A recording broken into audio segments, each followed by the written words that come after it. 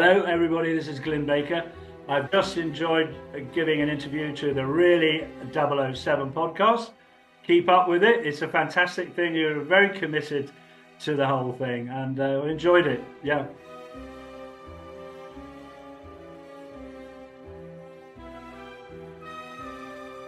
Welcome, everyone, to the Really 007 podcast. I'm John Kell, and today we have a special interview with 002 himself, Mr. Glyn Baker.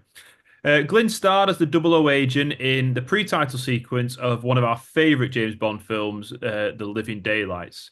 And you can watch all our interviews on our YouTube channel, but you can listen to them and more, including our recent epic 11-part review or pretty much celebration of The Living Daylights on iTunes and Spotify. So please subscribe and leave a lovely review if at all possible. We're also on Facebook, X, and Instagram, where you can find daily interaction between Bond fans all over the world. But that's enough of that. Welcome, Glyn. Great to see you today.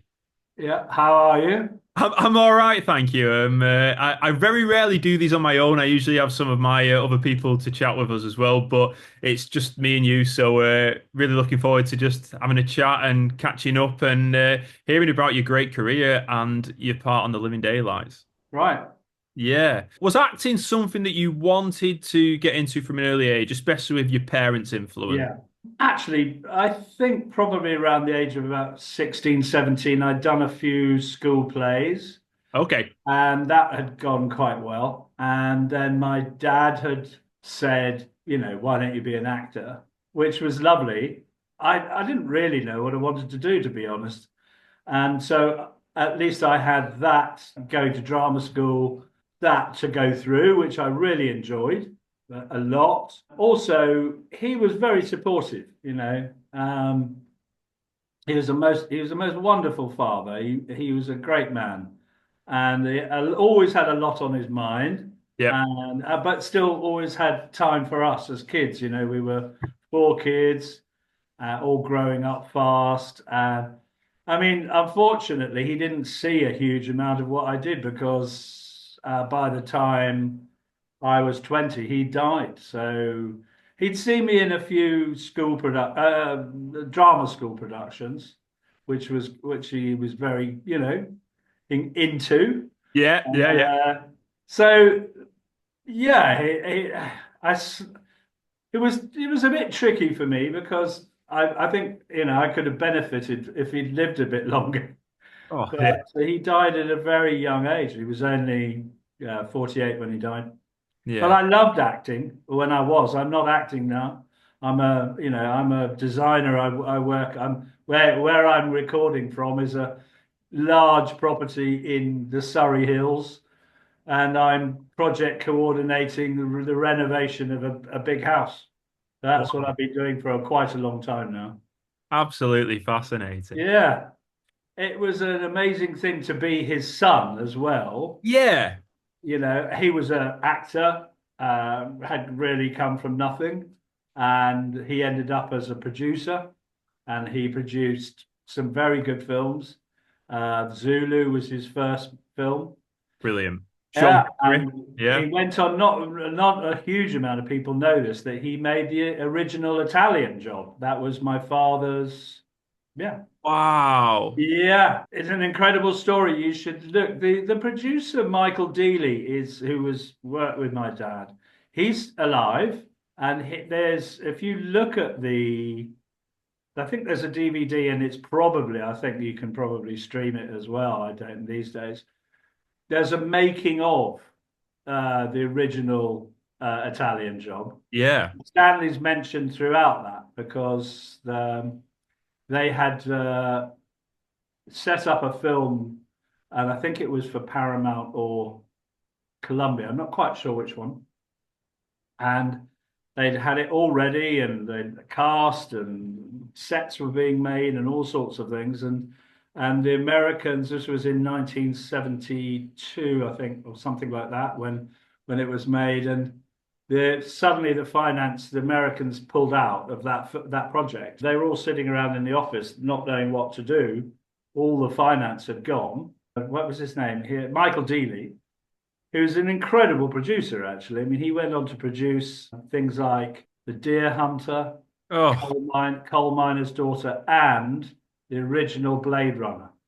wow. Yeah. So the lineage of people. Now, he was a superb producer, Michael. Yeah. Really, you know, forward thinking. Anyway, so he found this script literally that same day, and they all read it, and they had telexed it to America, and they had their finance back, different film, and they were suddenly making the Italian job. Oh, that's Yeah, and so so good. they had to do all the pre-production in 6 weeks, and then they went to Italy and they did all the car stuff in Italy, and then they shot everything here. All the interiors were done here with Noel Coward and people like that. We're not Unbelievable. really talking about me. We're talking. No, but it's your legacy, isn't it? And it comes from that. And I suppose that, like, even growing up in that environment, it's inspiring for you, and obviously it had that influence on you. Yeah. Were you a Bond fan growing up? Oh, absolutely. I mean, Stanley was very friendly with Sean, Wow. and so we knew Sean was when we were children, Yeah, and they were both mad keen golfers. So their holiday homes that they owned were in southern Spain. So we would see Sean on a daily basis, and I was sort of contemporary. His children were Giovanna right. and Jason. Yeah, I was Giovanna's age, and my younger brother was Jason's age. My younger brother Adam. So we were with them all the time, you know. And so when a Bond movie came out, we were watching, with it was fascinating, really. I mean, it was such a big franchise. It's still, it's this huge thing, isn't it?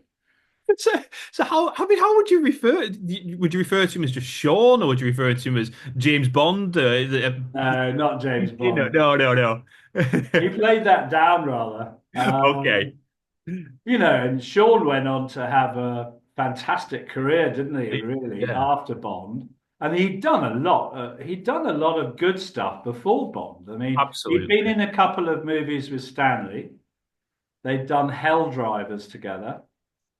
Sean was one of the lorry drivers in that, and then they'd done something else together, and they knew each other. I mean, all of those contemporary actors of that time, it was like Bob Shaw, Christopher Plummer, they all knew each other incredibly well. Oh, They all went to charity events, and they that's all incredible. pretty much had holiday homes in southern Spain at that end of the 60s, going into the 70s. Oh, So and they would all, they were all good friends. amazing. Oh, And Michael Caine, massive star. But Bond was, I think, it was so fantastic was that you wanted to find out the next story, didn't you? You wanted to Bond's next iteration. so did you have a favorite growing up? Would you say? I think it would have been Sean. But then we knew Roger really well. My parents knew Roger right back to when my mother was in drama school. She was in RADA with Roger, so she knew Roger incredibly well. My dad had adored Roger. Roger was a very interesting, funny Yeah. man. There was a thing about my mum. Really, she only died last year. She was 99. And she used to say she adored Roger. And she was at RADA with him. And she said to me, not only last year, I think, or the year before, but she said, about Roger? She said, he was the same when he was 18. He hadn't changed at all. That's That brilliant. was that was how he was. And if you think about his career, he did Ivanhoe, he did The Saint, he did The Persuaders. I mean, it was a hell of a career. That's incredible. I think he adored doing Bond. I think he loved that. Yeah, he's probably been the greatest ambassador for James Bond throughout his career, definitely. Yeah. He handled it so well. It was not. I think that Sean had his issues. You know, Yeah. he was also a lot younger, and so he didn't. I think Sean was terribly worried about, which was not true because he went on to do fantastic other stuff. I mean, yeah, varied stuff, really good historical stuff and all that. But I think by the time that Roger had come to it, he was so relaxed. Yeah. But as my mum said, she said he was like that when he was 18. He was always super cool.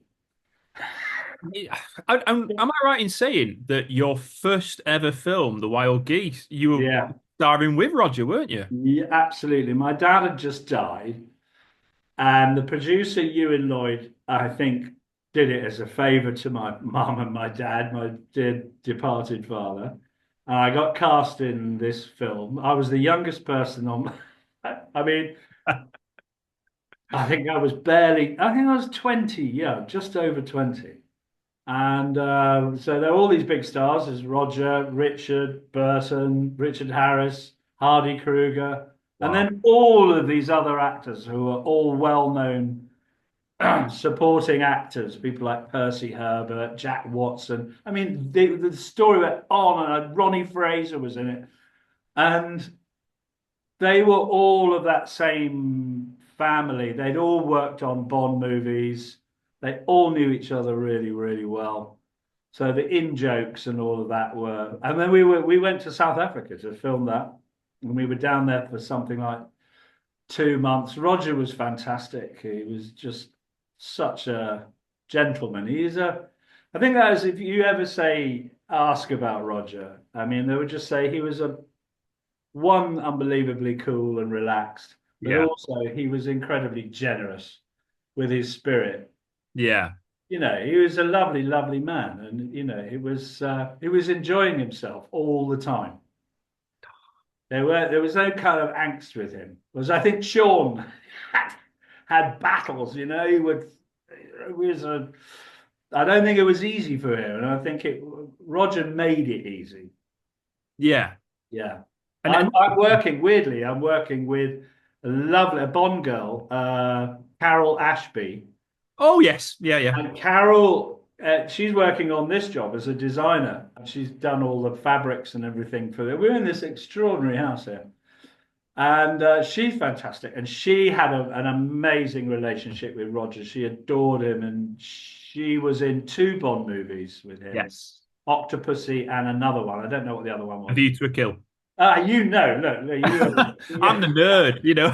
incredible. And whenever we went on holiday last year, Carol and I went to Turkey, and we ended up talking about Roger all the time because he was just such a charming, easygoing, funny, always joking, you know, great jokes, and Yeah.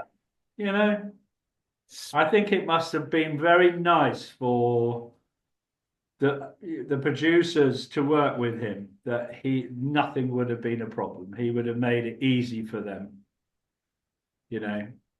We've spoke to dozens upon dozens of people. Have you? They all say exactly the same thing. You Yeah. know, there is no one who ever says a bad word about Roger Moore. No. It's he's he's just he's a legend, isn't he? That's the only way I can describe him. He's Yeah. a legend. Coming on to Bond, you said with regards to the Living Daylights. How did that come about?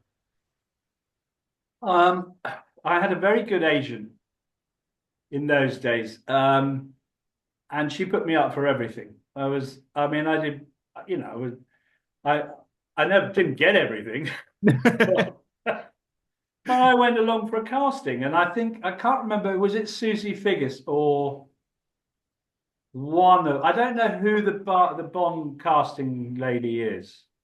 Okay, Anyway, she knew me, right. and I literally walked in. She went, "How tall are you?" And I said, "Oh, I'm 6'1". And she went, "You got the part. Can you be there on? Can you be at Heathrow on Wednesday?" And I said, "Yes, yes, I could. Yeah, of course I can." And that was it. And we went to Gibraltar. Wow. And we filmed that bit first, and so we had to, do our land. We were all parachuted out of Yeah. this thing, and then we did the aeroplane, the opening sequence at Pinewood. Well, I had a marvelous time. I'd never been to Gibraltar before, and then when the unit goes out, it's a big unit. There are 150 or more Yeah. people, and they really take over. And I knew quite a few people on it, and I was very lucky. I don't think they do this with everybody. That they said, "Oh, we're going to Tangier tomorrow." I did my bit. I think my bit was 2 days, And then they said, "Well, we're all going to Tangier. Why don't you come? Why don't you come with us?" And I said, "Really?" I said, "Can my girlfriend come?"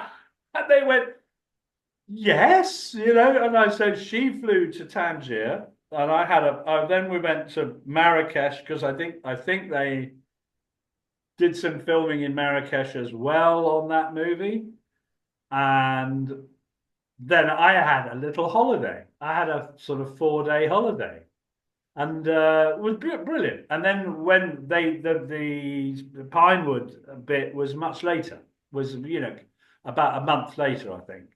Okay. Yeah, yeah, yeah. So there was Fred and myself and Yeah. Timothy, and I think there was one. Well, I don't. How was there another one? I'm guessing the other person would probably be Carl Rigg, who was the imposter, the villain of the piece. Right. Okay. Yeah. So, Yeah. did you get much time to like speak to Timothy and Fred and the others on the set? Mainly in Gibraltar, and Right. there was quite a bit of hanging about there we had to do. There was a sort of base camp Yeah. because it's a rock, obviously. So there's this road that goes up, and then the film sort of unit, the main unit, had down at the bottom. So there's quite a bit, all the hair and makeup and all that. And then we would hang about, and there was a mess tent. Yeah, so I met Timothy then, and then after, I didn't see him much during the day, No. but then did see him at Pinewood, obviously. Yeah. And then we went to once the film had opened, we did a lot of gala type Yeah. Yeah. Yeah. stuff, and they're really amazing. They're Eon. They're very inclusive. They get you to come along and they look after you. They send a car. I mean, it's sort of easy. They make it easy. It's amazing. Yeah, they're Barbara and Michael are. It's a family for them. Yeah. And Yeah, again, very many people say the same yeah. thing in that inclusive Which nature. I only joined very, very briefly. But even in that short time, you're still saying the exact same thing, which just shows that ethos that they have, doesn't it? Yeah, Yeah. they're. I mean, it's such an incredible thing that they do. Yeah. Yeah, and it how it evolves. They know that people love it, and so I think the attention that they put in, that's not an easy thing to do because they look how long it's been going. I mean, It, well, yeah, it's incredible. yeah, It's the longest lasting franchise in the world, isn't it? At the end of it is. So that I don't think that gets any easier. no, I mean, I think bits of it must be, yeah, but then the actual what they're presenting is, well, it's a big deal. Everybody wants to go when it comes on. Everybody they say, "I've got to go and see it." absolutely. Amazing, isn't it? But we say it's the jewel in the crown of British cinema. It, Yeah, you know, it's no other nation has James Bond. It is our thing, isn't it? And we should be so thankful for that, and we are mainly. yeah. So can I'm I? very proud of it. I mean, I'm very proud to have been a part of it. And also, I love the way that talking to you or going to an event that you share. It's a meeting people that really, and everybody gets something slightly different from it. Yeah, too right. When I've been to Cologne a couple of times and elsewhere, people are fascinated by Bond. It does sum up, and it's gone through it's evolved, hasn't it? Listen, where the next one that comes along, I'll be at the front of the queue buying my ticket to go in. And I think one of the amazing things is just how different every Bond is, the different interpretations. And Yeah, you've obviously got Sean and you've had Roger, and then Timothy comes along. yeah. And there's this whole contrast. And one of the amazing things about the pre-title sequence that you're in is the idea of introducing Timothy. And there's a lot of stuff that goes about the casting of yourself and Fred was intentional for you to represent Roger and for Fred to represent Sean. Were you ever told any of this, or is this something that's just been brought up in urban legend? Well, no, they didn't really tell us, but it was remarked on afterwards. But Yeah, they needed. I think the idea was that it was you didn't know which one Bond was because they were introducing him. yeah, So we absolutely. had to be the right height, roughly, and the same sort of build. And I think we were wearing goggles and helmets, and so the camera goes along. Gentlemen, this may only be an exercise so far as the Ministry of Defense is concerned. But for me, it is a matter of pride that the 00 section has been chosen for this test. Your objective is to penetrate the radar installations of Gibraltar. Now, the SAS have been placed on full alert to intercept you, but I know you won't let me down. Good luck, men. And then we leap out of an aeroplane. So brilliant. Yeah, it was so lovely doing it. It was, as a schoolboy, I'd watched Sean do them, and then had watched Roger do them. Yeah.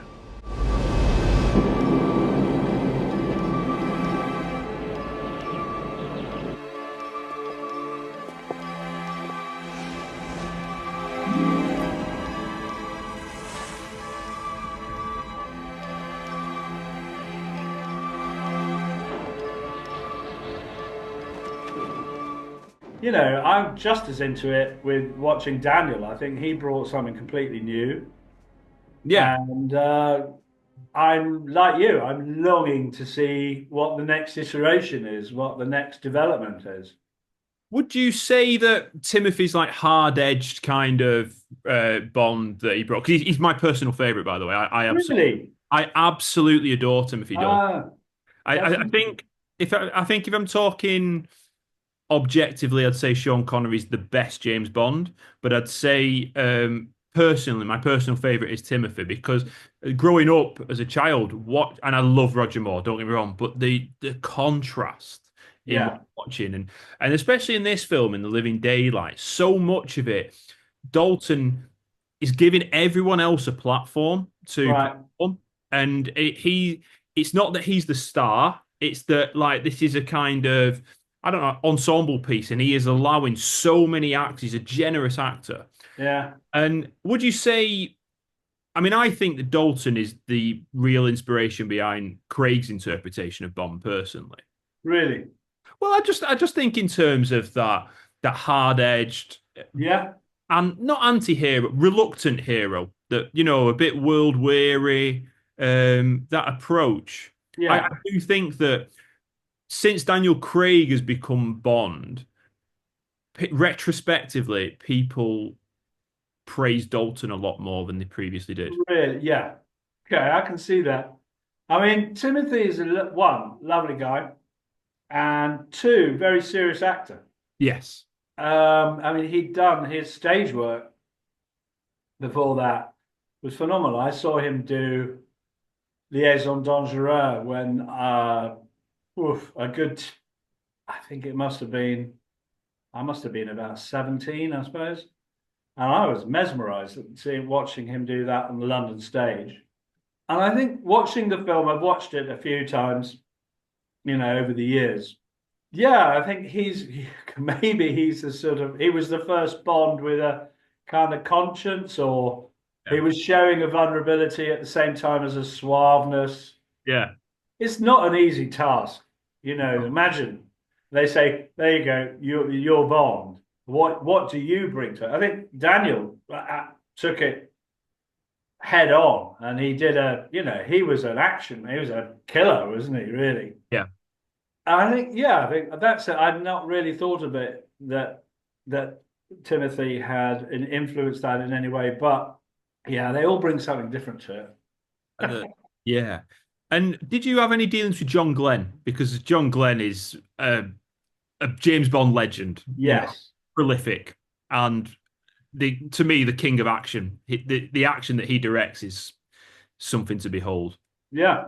Well, again, super cool, very much in the kind of Roger mode. Nothing's a problem for him. He's super charming, got a great smile. As a director, he was, he perfect. He just tells you what to do, steps out of the way. Let's go again. Let's do that. Try this, try that. He was super easy. Yeah, a nice man, really nice man. Brilliant. I think how many did he do? He did five. He directed five, but That's a lot. it is a lot. But like he did so much more. So he was the second unit director on Spy Who Loved Me. So he was the one who actually filmed and directed the parachute jump and the ski jump. He did second unit and editing on Her Majesty's Secret Service, which is one of the greatest Bond films of all time. He is a genuinely Bond legend, and he's so humble. He's just, you ever talk to him about this stuff, and it's always praising his crew, praising everyone else around him, and it's like, yeah, but well, it's a big job. It's an amazing thing if you think you can keep that cooler head. You think of the budgets and the responsibility. Yeah, yeah. And he was, I mean, you just think of John and you think, oh, completely unflappable, Yeah. He's always thinking ahead. And I think he must have had a marvelous relationship with Roger. Yeah. I don't know that. But you kind of feel that they were of that breed. Interesting man. Yeah. Fascinating, man. Yeah, it's so good. Regards to your role as 002, because I suppose there are only a few living 00 agents outside of 007. Yourself, Andy Bradford, Fred Warner, and apart from that, there's no one else. No one can take that away from you, Glyn. No, I mean, I suppose if paintball hadn't been a thing at the time, I would have been shot, wouldn't I? But I wasn't.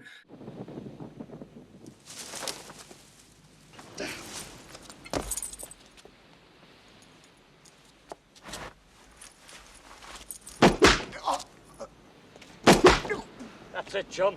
You're out of it. Yes, 002 lives in and is working in the Surrey Hills at the moment.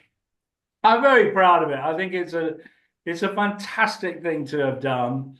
I feel so lucky. Certain people just like, oh my God, you're 002, 002, and I say, yeah, and I was very young, I was 20 odd years, 21 or something like that. Wow. I think, so I was very proud of it then, as I think I'm probably more proud of it now. I love it. I love the fact that you go around the world. It's a thing of, it's a thing. It's a phenomenon. Yeah, it's I was in Madagascar at Christmas time, and I was staying at this very nice hotel and having a break, and the general manager came up and he said, "You're in Star Wars and you in the James Bond film?" And I said, "Yes." And he bloody Googled me, and he said, "That's the thing these days. There's no anonymity anymore." And I said, "Yes." He said, "Can I have an autograph?" And I said, "Yeah, why not?" And I'm literally on the edge of civilization on an island off Madagascar, and there's the hotel manager who is enjoying the fact that he's talking to me about that. Just amazing. But it's testament to you because in both those roles, Star Wars and Living Daylights, they are brief roles, But that line in Star Wars is Yeah. immortalized now. You know, that Lieutenant Endicott's line is immortalized, it's using everything. But your facial expression as 002, that grimace when you get shot, that should be a GIF and a meme that anybody can send at any point when they're Do annoyed. it. Because You do it. it's brilliant. That face is just like, it's I hilarious. like it. I've never thought of that. Well, I dare you to do it. Oh, I'll tell you what, I will set one up and I will send it to you. And Oh, just that facial image, that grimace of you, oh, it's perfect. brilliant. And obviously, like The Living Daylights was your last film credit, wasn't it? No, because can't quite remember. I mean, I packed in acting this is a very long time ago, kind of towards the end of the 80s. But I think I've done a couple of other things after that. Okay. Yeah. And Whether the internet is, it was a short but illustrious career. yeah, but you're in the two greatest franchises of all time. It wasn't planned. I just had a very good agent who looked after me. And Yeah. it was great doing it. Imagine, you know. And this is a bit niche, but you're also in Bergerac, and I'm a massive Bergerac fan. I love Bergerac. I did the gamut of what young actors are required to do. I did that. I did a Juliet Bravo. I did quite a bit of theatre. I mean, I was at the National Theatre for nearly 4 years, which I really liked that a lot. That was, Yeah. serious, and it was a daily thing. I'm watching some. I mean, I was a very junior actor, but there were some incredible actors there in the company when I was there. People like Michael Gambon, Paul Schofield, Wow. Misty Kendall, Ralph Richardson was there. Larry Olivier was still walking around in the building, which he created that building, and there were some amazing actors, people like Michael Bryant, Michael Byrne. Oh God! And we were quite junior actors, but we were, and you'd sit there and you watch these guys working and these ladies working, and that was a thrill. That was, kind of the most interesting thing I had ever done. Yeah. So I was there for, yeah, gosh, I think 3.5, coming on to 4 years, then toured with various different things. And so these movies that you see, which listen, to be honest, I only had really tiny roles. I had 3 days on Star Wars. Please tell, what was it like to be on Star Wars, though? Star Wars, not dissimilar to the Bond, because it was, I think it was the third one along, Yeah. isn't it? Yeah. It's the final one of the trilogy. And I loved Star Wars when it came out. I mean, I was a big fan. And it was filmed at Elstree. And I did, yeah. I mean, we shot way, way more than I think it goes on the Redux version, goes on the additional. I've got other scenes which weren't in film. Sir, the deflector shield is down, and we've lost all contact with the generating station. Position the station to blow up the moon. Commence rotation of main batteries. Sir. So we were there 3 days, going up every morning. It was very dark. I don't know if other actors were, because normally in a film studio it's very brightly lit. Yeah. They shoot it in that way. Suddenly, this was a very dark set, and I think what it was, because it was a control room of some sort that I'm in. They wanted all the illumination from the consoles, from the buttons and everything. Yeah. So when we had these tiny little key lights, which were literally around, not very far from you, everything else was in pitch darkness. It was quite disorientating in a way at times, And then once they'd stop filming, the lights would come up a bit, so people could walk around without tripping over things. Yeah. So it was like that. So it was like being in a darkened space. So normally in a film studio, it's blood, it's lit very well. I met I met Kenny Baker Oh, in the green room and Dave Prowse. yeah, Anyway, yeah, it was something new, definitely, and it was kind of a thrill because that being the third one along, I also they had it was a success by that point. That it had been this whopping great success. So suddenly they were spending money yeah, on everything. It was it was quite sort of ritzy and glamorous. The whole when you look at Jedi, yeah. there's more money spent on that than the two previous ones. Yeah, and you can tell. You can absolutely tell the scale of the wars, Yeah, the sets on Endor. You can definitely tell. Yeah, yeah, and I think that went across everything that they did. And they looked after us very well. And we all got invited. We all got invited to a cinema that no longer exists. Was the Odeon Marble Arch, which was the biggest screen, I think, in Europe for the crew screening. Anyway, so it happened in the morning. Those things they book a cinema out of viewing times, and suddenly there were 1,000 people because it was a big cinema at Marble Arch, and then you saw the whole cast and crew pretty much were there, and we went and watched a preview of this crew screening. Fascinating, absolutely fascinating. Uh, Being part of that it's a brilliant thing. It's a marvelous thing.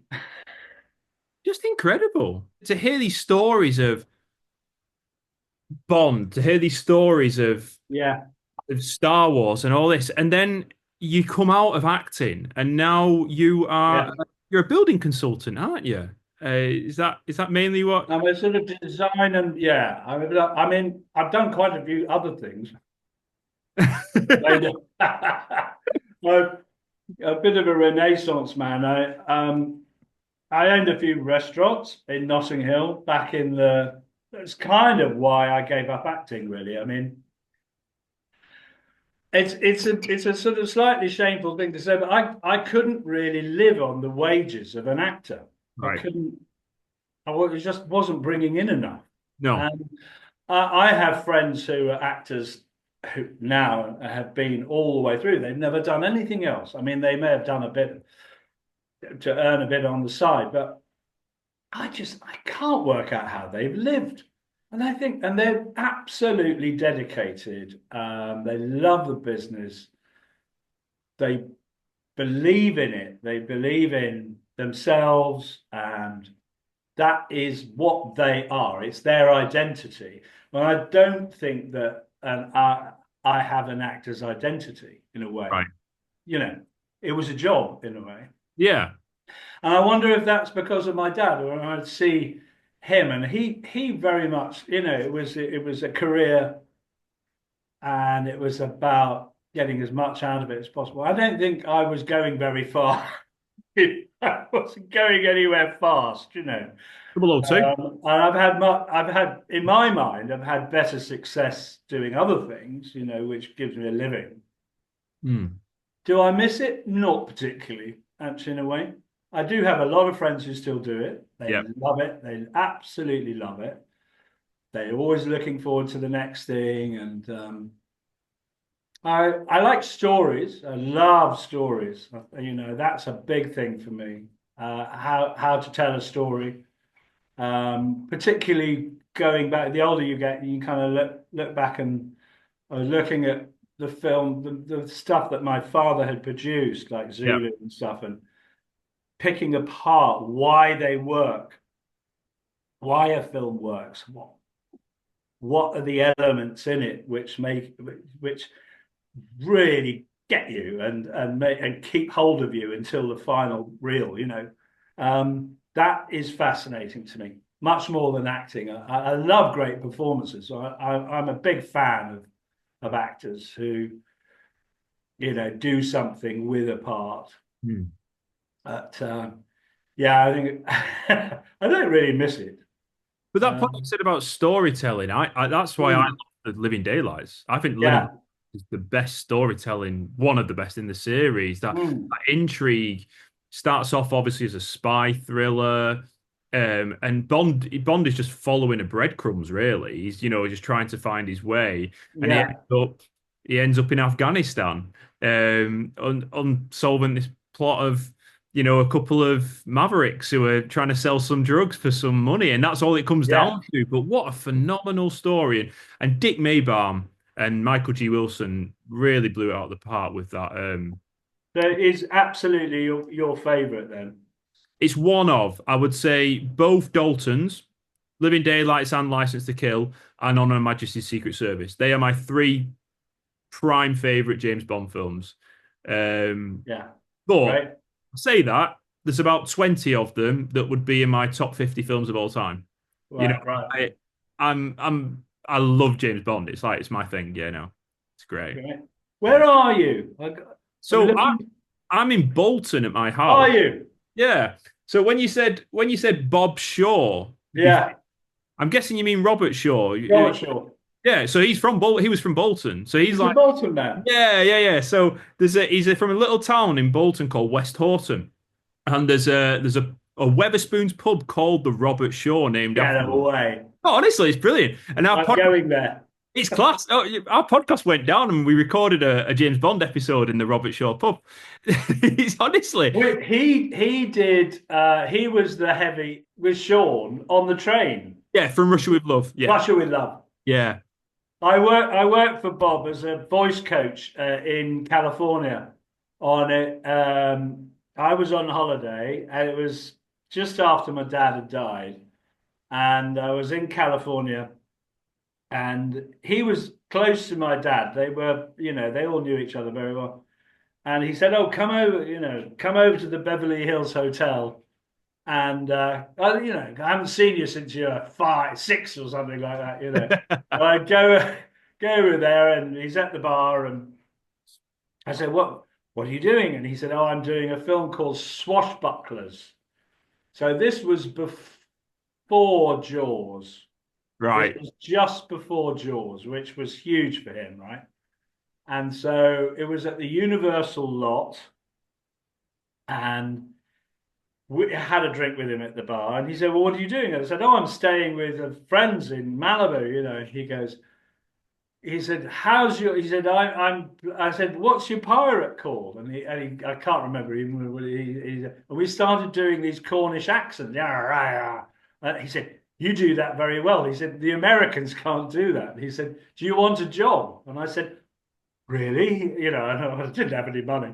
And he said, "Why don't you come in?" So he got me into, and I think I had about 5 days on it, on the lot. They had this huge set of this pirate ship, Oh, and I had a tiny caravan right away from everything, which didn't have any, it had one chair in it, I remember. No air conditioning or anything like that. They paid me a lot of money. And for 4 or 5 days, and these actors would turn up with a script, a page, and they go, "Are you Glyn?" And I say, "Yes." And they go, "Oh, okay." I said, "Give me your page." And so, which character is you? And they go, "I'm this guy. I'm Jones." And I go, "Okay, let's go through it." And I would go through it with them, and I take the talk like that, speak like that, and they go, "What language is that?" uh, It was so funny. And he got me that job, and it paid for the rest of my holiday. It was absolutely fantastic. brilliant. Yeah, it was so, I just thought, what am I doing here? Here I am in California. So I can officially say I have worked in Hollywood. Love it. Yeah, it was my 4 days in Hollywood, but yeah, teaching American Californians how to be convincing. Thanks to Bolton's finest, Robert Shaw. Love it. Yeah, I Yes. mean, he was an amazing guy, actually. Yeah. He was a good friend of my dad. And what a career. And you look back at his career and you think, wow, and he did the Sting with Paul Newman and Robert Redford. Wow. And he was in all of these really momentous movies. Yeah. You know, he went across and did so many good things. Yeah. Absolutely. There's my Hollywood story for you. Oh, thank you so much, Glyn. It's a pleasure. I've enjoyed a nice bit of cake and tea while I've been talking to you. Just thank you so much for your generosity and time. We'll keep in touch, and all the best with the design as well. Yeah. All right. No, this is easy. Thanks so much. All right. Good luck. See you later. Yeah.